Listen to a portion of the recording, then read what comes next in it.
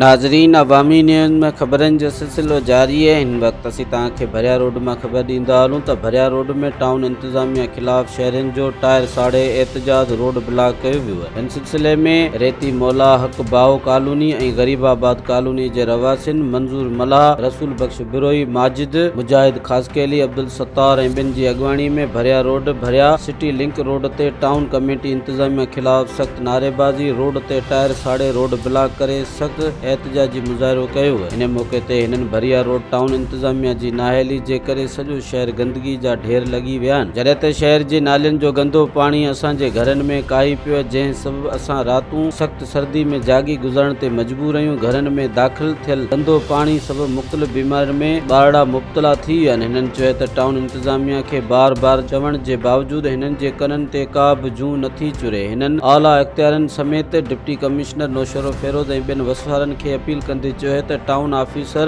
इमरान खंड, जावेद आरई ऐं ॿियनि खिलाफ़ कार्रवाई करे गंदे पानी खे निकाल कराए ॾिनो वञे। मज़ीद खबरों और तफसीलात के लिए विजिट करें हमारी वेबसाइट www.awamiNewsHD.com।